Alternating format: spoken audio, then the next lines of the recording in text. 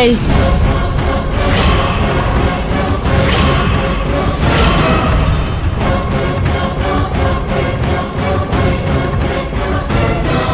చూడమ్మాయి, నా పేరు ఏయ్ కాదు, అంబాదేవి.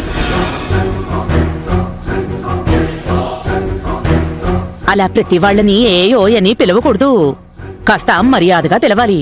వంటలు చేసుకుంటూ బతికేదానివి నీకు నేను మర్యాద ఇచ్చేదేంటే? నా కూతురికి పొగరు కిలోల్లో కాదు, టన్నుల్లో ఉంది. మనిషి సిరి సంపాదించే డబ్బులోనో చేసే పనిలోనో ఉండదమ్మా.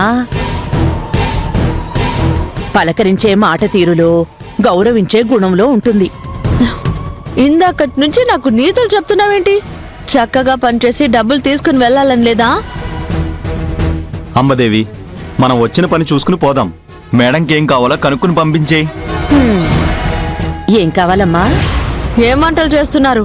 దొండకాయ ఫ్రై, టమాటో పచ్చడి, మామిడికాయ పప్పు, సాంబారు ఇవన్నీ చేస్తున్నావమ్మా. బాగా చెయ్యండి. చేస్తాంగానమ్మా. మొన్ననే మీ పెళ్లి జరిగిందని, బాబుకి ఇది రెండో పెళ్ళని తెలిసింది. నిజమేనా? నీకెందుకు? అంబదేవి, ఆ విషయాలు నీకెందుకు? అది కాదు సీనుబాబు, అమ్మాయి చెక్కిన శిల్పంలా అందంగా ఉంది కదా, అందుకే వివరాలు తెలుసుకుంటున్నాను. చెప్పమ్మా, నిజమేనా?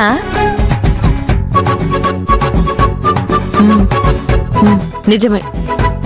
ఇప్పుడు వ్రతంలో బాబు పక్కన పీటల మీద కూర్చునేది నువ్వా, లేక తన పెద్ద భార్య కూర్చుంటుందా?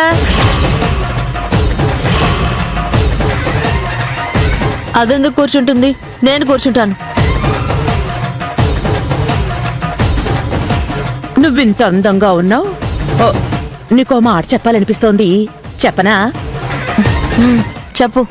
ఇలాంటి వ్రతంలో పెద్దవాళ్లు కూర్చోవడం శుభం. లేదంటే నీకు మంచిది కాదు.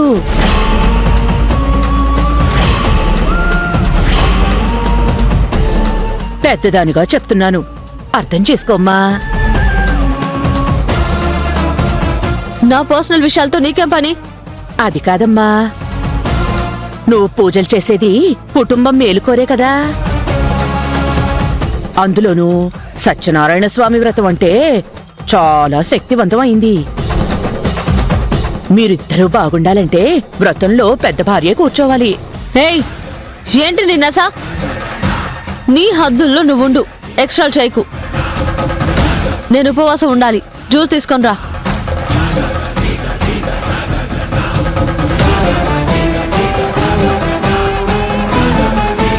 అంబదేవి, ఏమో అనుకున్నాను కానీ నీకు కాస్త నోటితో ఎక్కువే. వాళ్ళ విషయాలు మనకెందుకు చెప్పు, వచ్చిన పని చూసుకుని పోక. నోటిదోల కాదు సీనుబాబు, ఎంతైనా పెద్దదాన్ని కదా, కడుపులో దాచుకోలేక బయటికి చెప్పానంతే. సర్లే, ముందా జ్యూసేదో ఇచ్చిరా.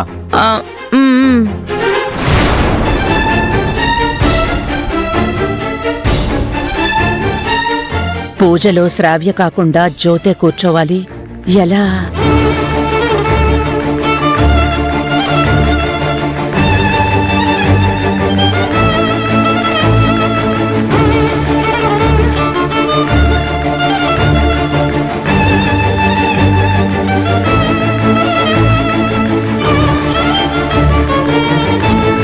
శ్రావ్య, తల్లిని కాబట్టి 4 దెబ్బలు కొట్టైనా బిడ్డ తప్పు చేయకుండా ఆపడంలో తప్పులేదు. శ్రావ్య మంచి మాటలు చెప్తుంటే వినడం లేదు కాబట్టి తప్పైనా సరే నా బిడ్డ వల్ల జ్యోతికి అన్యాయం జరగకుండా చూడాలి.